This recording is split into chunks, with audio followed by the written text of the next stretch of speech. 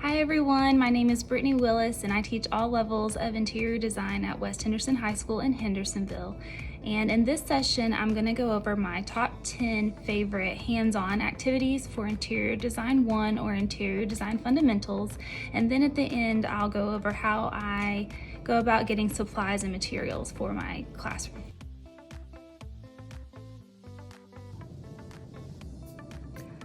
My first hands-on activity suggestion is to have a chalkboard wall. It's basically a big worksheet for Interior Design 1.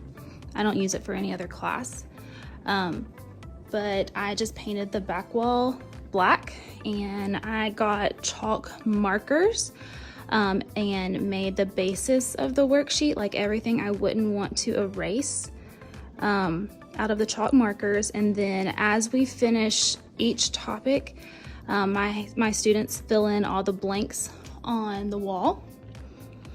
And I haven't erased what we did this year, but they can volunteer to fill out parts, or they can use their notes, or they can do it in groups. And it works really well because it's something to do just to kind of fill in time, like at the end of the class period when you're like, okay, well, I have like 5 minutes left. What could I do? This is always a great option, and we always get it filled in. Sometimes I wait until after we've taken the test on a unit, and sometimes I don't. It just depends.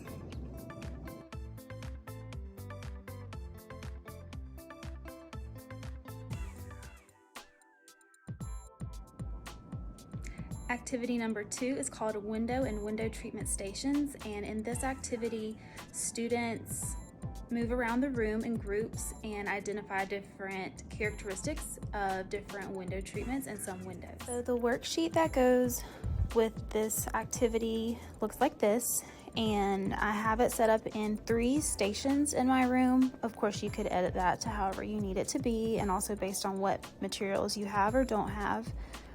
So in the top section of this worksheet, you see it says Station 1, and I have items on the left side of my room that they will have to identify, and then they will give me 1 or 2 characteristics that help them decide that was the correct answer. And then Station 2 is the other side of the room. Sometimes I put things in the hallway for space purposes, it says, but you could change that. And same situation is they have to identify what type of window treatment it is, and then give me 1, 2, or 3 characteristics that help them decide that it was the correct answer. And then Station 3, there is a window at the front of my room, and they will have to label and color code this diagram to match that window and the parts of the window. I've also given you guys a key that says what the answers are to all of those questions, as well as shows the color coding of the window. So over here with Station 1, I've got window length curtains for number 1. I've got shears for number 2. I have a sliding window for number 3. We have blinds for number 4, and a valance up top for number 5. And then over here with Station 2, we've got draperies for number 6. We have a picture of a cornice for number 7, because I don't actually have a cornice. I have floor length curtains for number 8. A picture of shutters for number 9, because they're expensive, so I don't have them. And a picture of shades, you can see they roll up, for number 10. So the kids would move around. And lastly is this window at the front of the room that the kids will color code how it says on the page, what the pieces of the window are.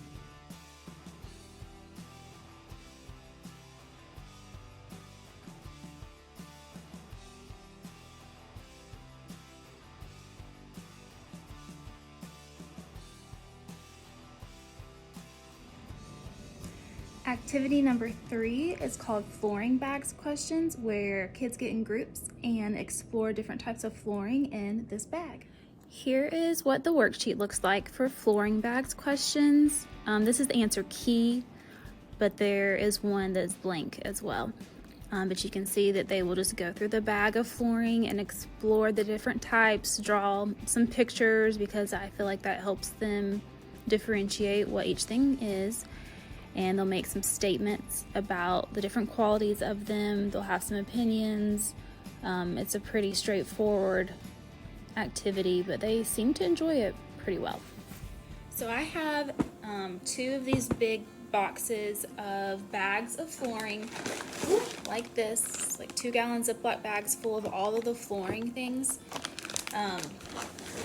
And there is a list in each bag of what it should have in it. So there's 12 pieces in each bag.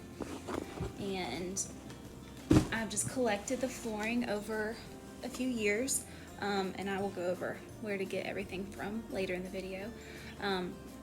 But to go with the worksheet, there's just a sample of everything they need. Like here's the bamboo, we've got hardwood for when they have to draw the cross section, fossilized hardwood, engineered hardwood, laminate,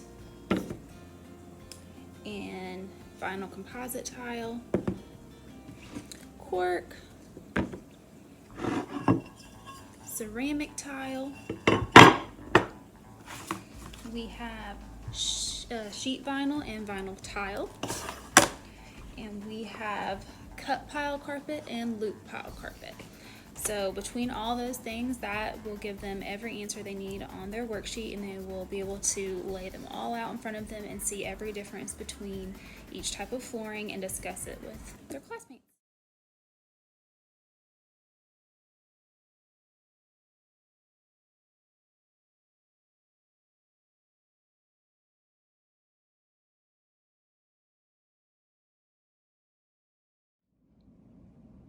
Activity number 3 is all about metals, and there are 3 activities in this that I will go over.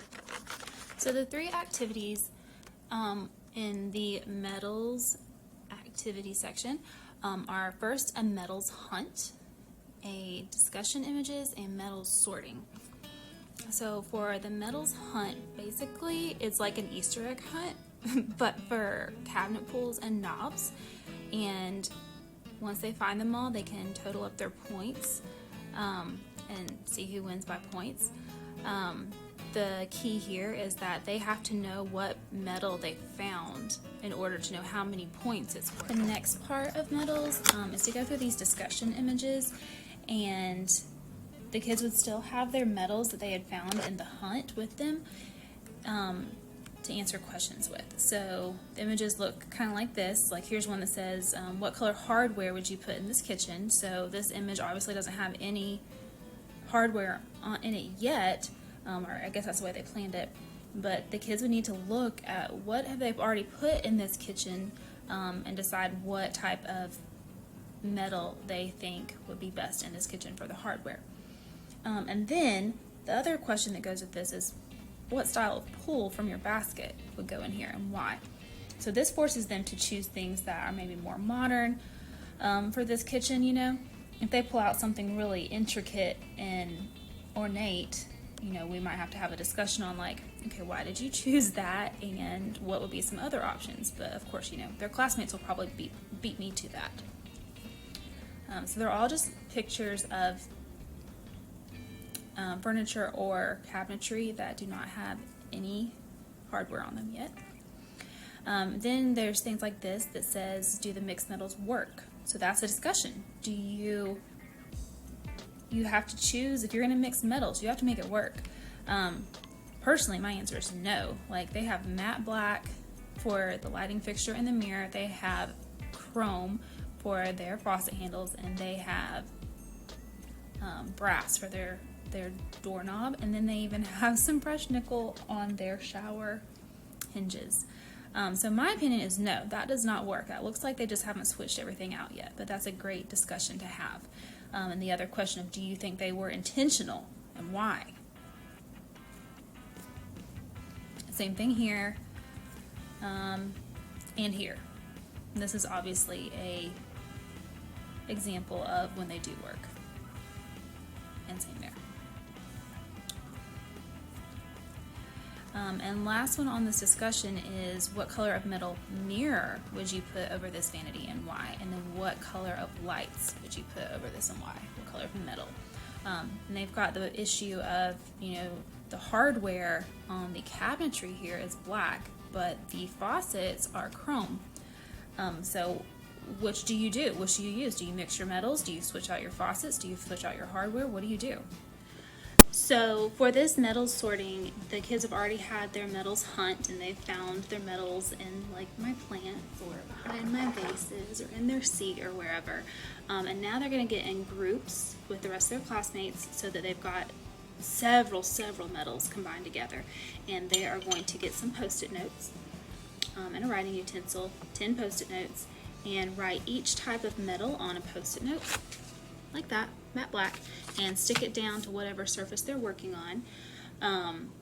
FYI, a great place to get free Post-it notes is anybody who works at a doctor's office. Like if you have a friend that works at one like I do, I just asked her to save me some Post-it notes from her medical representative people, and I got a bunch.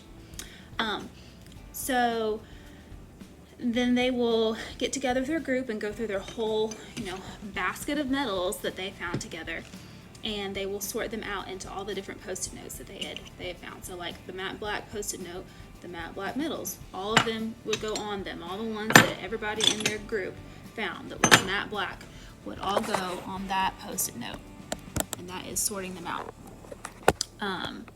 And that's the end of the activity. It's just talking to your friends and making sure everybody understands what's going on.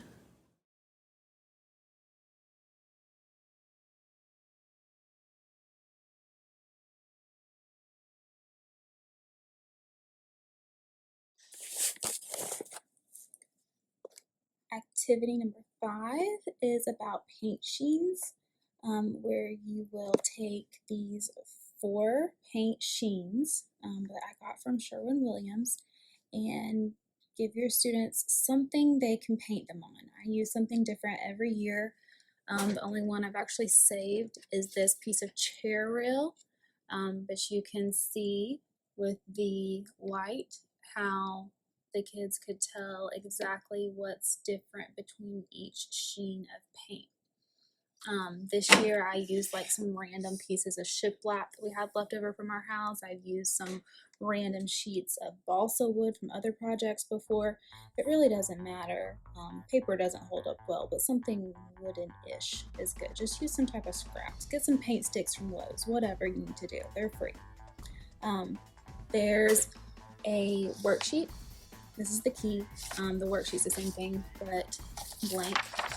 If you want them to fill out the information about these sheens for positives and negatives on paper, then you can use this worksheet. I prefer to have them write that information on the back of this piece of whatever wood they use. So they've got it all right here, right there. So they could literally like read the positives, negatives, and where to use the matte paint or flat paint, and flip it over and be like, oh, that goes with that thing. They could read the eggshell satin information and then flip it over and understand that that goes with eggshell satin. And then those facts that they're writing down make a little bit of sense, like how we're talking about medium shine. Okay, well, medium shine, it's not as flat as this, but it's not as shiny as semi-gloss and high gloss over here. When we talk about using it for kitchens, bath, laundries, living rooms, hallways, foyers, we talk about those rooms because this is something you may have to clean sometimes. So being able to see that it's kind of shiny, therefore you can clean it a little bit, that makes sense to them. It's right there and they can see it.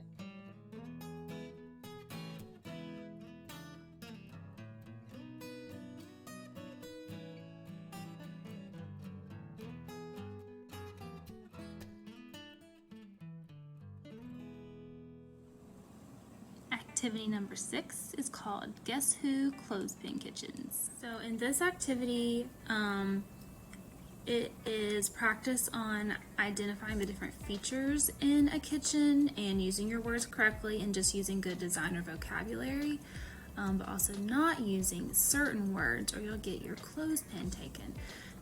Full instructions are somewhere for you. So it's based off of 2 games. Remember the Guess Who game with like all the little people that you would flip down when you're a kid, and this game that people play at like baby showers where you get clothespins, and every time someone says the word baby, you know, they could steal your clothespin. So it's a combination of those two games, and the worksheet just looks like this. It has a bunch of kitchens on it, enough kitchens for everybody in the classroom to have one. So everyone gets a worksheet, and everyone gets a picture of a kitchen on an index card like this, and it has a number on the back, and the number is just so that they know where to start. So this person that has this kitchen would find the other person with number 4, and they would start asking them questions. So what they would do is they're going to look at their picture of their kitchen, and the partner is going to ask them questions like, does your kitchen have an island? Does your kitchen have pendant lights? Does your kitchen have stainless steel appliances? Does your kitchen have matte black hardware? Does your kitchen have a wood floor? Just questions that would eliminate things. And so, like, if they had said that their kitchen does not have a wood floor, then they would be able to eliminate like all these kitchens with wood floors on them out of the list. So the point is to narrow it down and figure out which kitchen the person you're talking to like actually has, just like on the Guess Who game. And then the kicker, and you can choose to do this or not, is the clothespins thing. So I give my kids a list of words. So what I've done are the words refrigerator, island, kitchen, color, chair, and stool. And if you catch someone saying any of those words, you can take their clothespins. I give each kid 3 clothespins to start with, and I just have them like clip them on their sleeve so they're there and they can just like grab someone's clothespin if they hear them say those words. It just makes it a little more interesting to do it that way.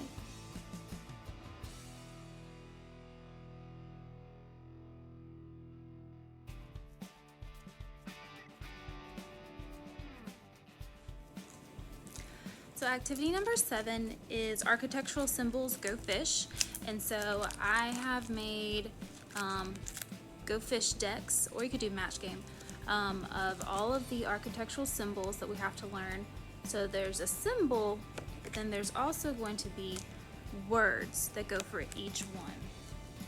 So we've got like words for stairs, and then symbol for stairs, for everything. And they will play this just like Go Fish, you know, get in groups, deal out like 7 cards with the rest in the middle. And so I might say, you know, if I've got whatever in my hand, it's too many, I might say, you know, Meg, do you have fireplace? And you don't have to say like symbol or word, it doesn't matter, because they should be looking in their hand for symbol or word. And if they have, you know, maybe the symbol for a fireplace, they would give it to you, and you'd get a match, and you'd put it down. And the kids with the most matches wins that hand. Or if they don't have the symbol or the word, then they would say Go Fish, and you have to draw out of the middle if you've never played Go Fish. And I always get kids who've never played it. It's crazy. But that's a test of, you know, they can't just be looking for the word fireplace. They'd have to be looking for the symbol for fireplace too in order to get it right.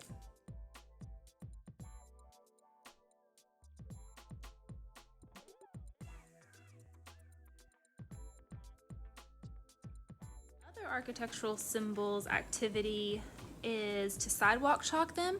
So I just have a bucket of sidewalk chalk that seems to last a million years. I've had it since I taught elementary school, like 8 years ago. And we just go out to the closest sidewalk, and they can draw as many symbols as they can think of, or they can go through their list and draw all of them. They can each get a patch of sidewalk, you know, between cracks, draw them all. Or I'll walk around and say, you draw stairs and you draw electric range. Or I'll have them go tell their friends one to draw and try to get them to stump them. So we'll usually play that on the same day that we play Go Fish, but we'll do it first as like a review and a good practice like that.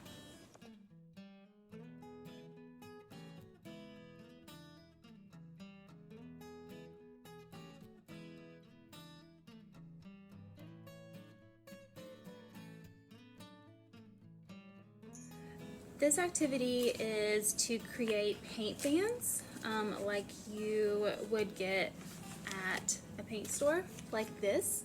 But it's an exercise on base hues, tints, tones, and shades. So theirs kind of turn out looking like this, and they've got all their little pages. Their favorite part, I think, is creating the front, and they get to create their own brand of paint. And then on each page, they do base hue, tint, tone, shade of that hue. And they get to name them, and that might actually be their favorite part. And they might get wild and crazy. This one didn't, but like acorn, pancake batter, creamsicle, and then they have to call yellow orange. They have to call their base hue its real name. But that's something they like to do. See, look, they call that one boogers. But they are forced to use the primary colors, black and white, and that's it. They have to know how to create each color out of those five, and that's all.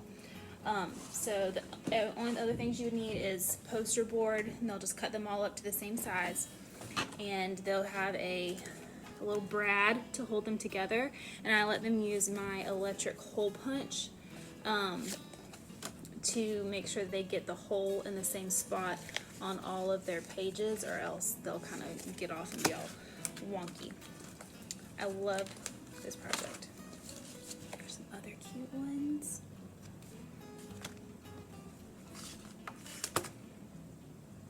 Yeah, that's pretty fun.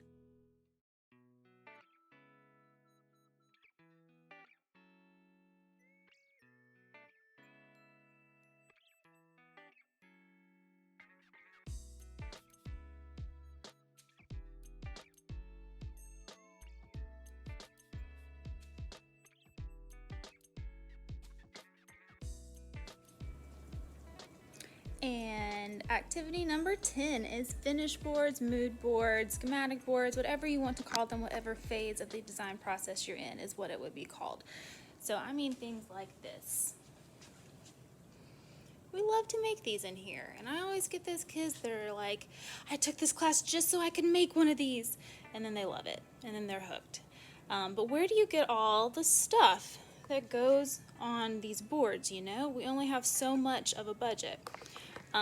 So each year I do use some of my budget to get some materials. I've built them up over the years.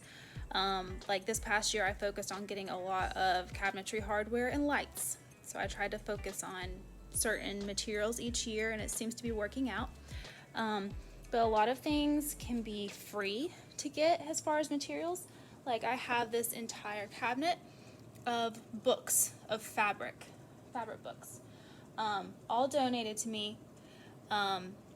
Actually for these, I didn't even like go get them myself. A dad of a student who I had taught just emailed me and was like, there's somewhere giving away all these fabric books. You want me to go get them for you? Just because his daughter liked the class and I guess told him that I use stuff like that all the time.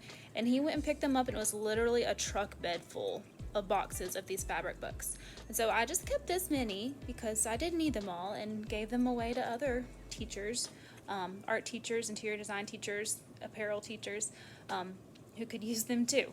But they just end up with me. Right now I've got 4 paper grocery bags of fabric that it just ended up in my classroom one day when I had a sub. I don't even know who they came from. People just know. I've also got this shelving unit of just like random supplies that we always use on finished boards. Most of this, yeah, like 95% of this is free. You know, paint chips, they're always free at Lowe's. We use them for all kinds of things. We've got these little cards of fabric. A mom sent these to me one time and said that she ordered them off of Wayfair, like wayfair.com. Apparently you can order little sample cards like this for free. So she sent me a ton of them. Every time we mount a piece of fabric onto cardboard for a project, and we save it. I make them get back to me so I can keep using it.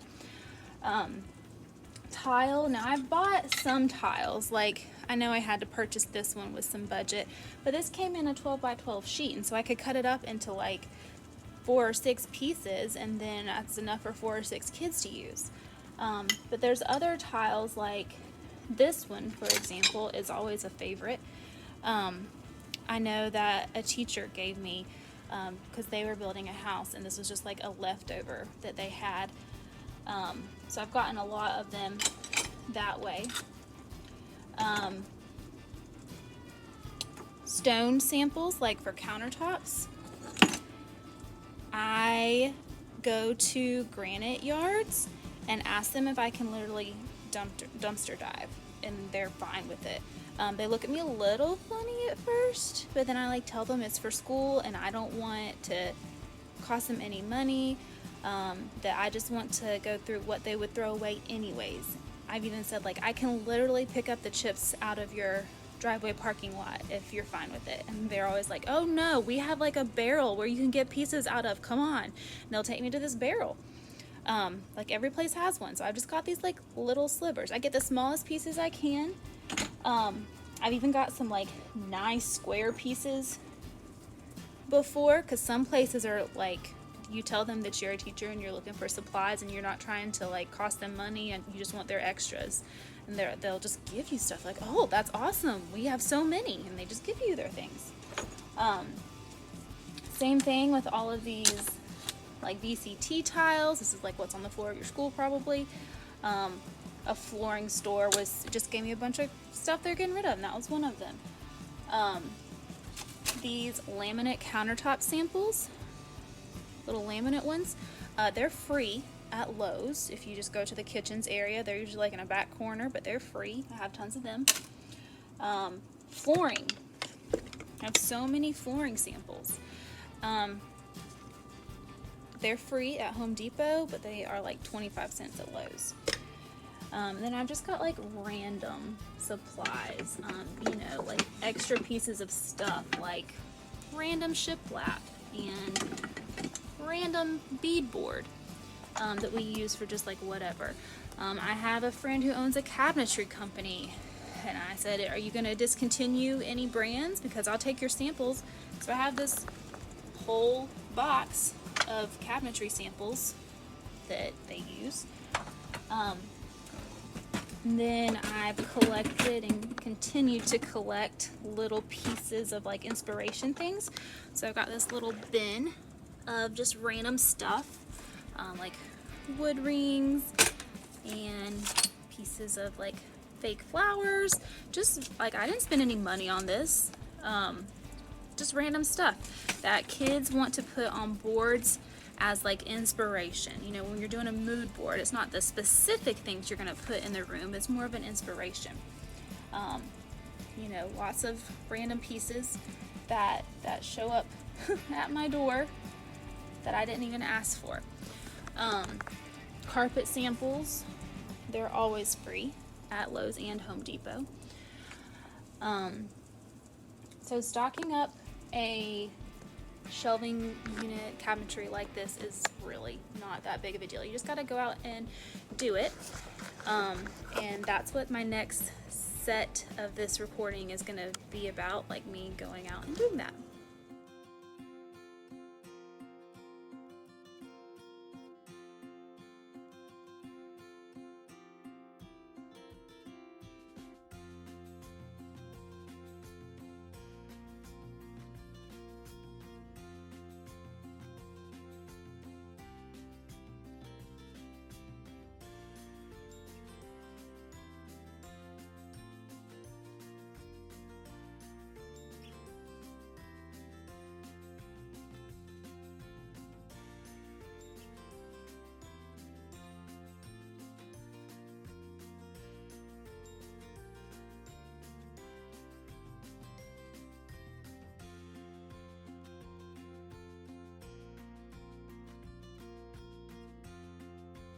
So what I say when I go looking for materials is, hi, my name is Brittany Willis. I teach interior design at West Henderson High School, and I was wondering if you had any broken or discontinued pieces that you might be looking to get rid of that I could take off your hands for you.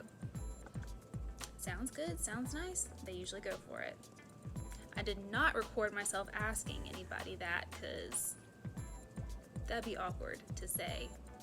Now, can I record myself asking you that? So I just spent 3 hours, I think, going to some stores around the county, asking that question to them over and over, and this is kind of how it went. I'm at Home Depot in Hendersonville, North Carolina, and just so you know, all of their flooring samples are completely free, every single one of them. They have 2 entire aisles of samples that you can get. Hardwood, laminate, luxury vinyl tile, whatever you want to get. A builder I know called me this morning and asked me if I wanted to come get some samples from one of his job sites. So he's got a bunch of stone roofing samples and barnwood for me inside of this 100-year-old house. So if you want to put these in your classroom, here's a bunch of shingles, sample colors we use to determine the roof on this house. So I just went to Sherwin-Williams in Hendersonville and asked them if they had any expired wallpaper books to get rid of, and they gave me a few. I got 5 books, and I'm not sure what they look at, but apparently they expire at a certain time, so they'll just see if they have any expired ones that you can get. Sometimes you go to places you've been before and they don't have anything to give you at the moment, but they're really nice, and they'll take your number down and give you a call when they clean out again. So that's what I just did here. Visited a place called the Tile Store. All of these mosaics and all of these loose tiles too. I just went to this place called Flooring America in Hendersonville, which has given me samples before. They do mostly carpet, but I totally hit the jackpot and they were super nice about it.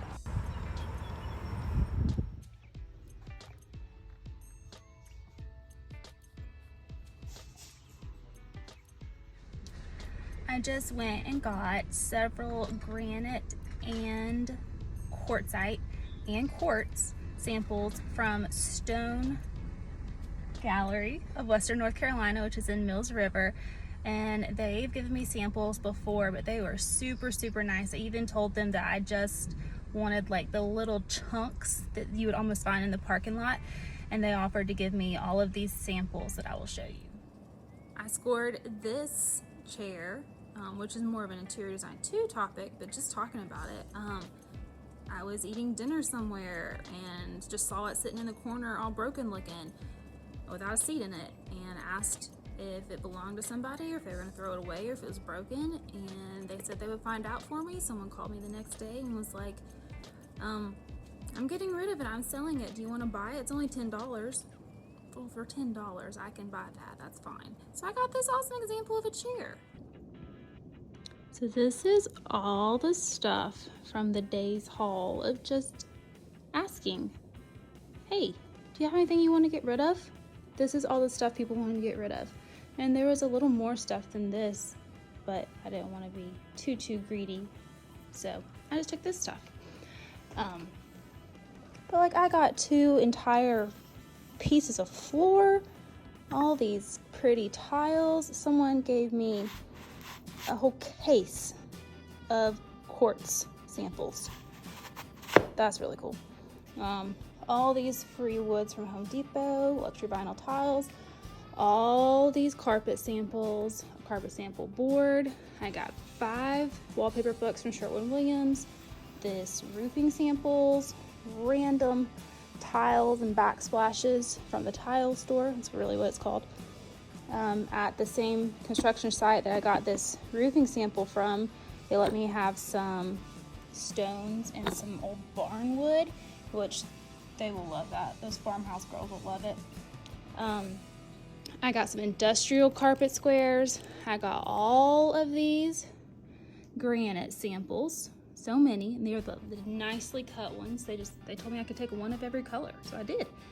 And then this is even a giant, it's like 3+ feet long piece of quartz, which will be a really good example to have in the classroom next to my piece of big piece of granite so they can kind of like see the visual difference between the two. So if you just ask, you get stuff. And then you can put it on finish boards and use it in all of these activities that I just went over. I think I need a bigger classroom.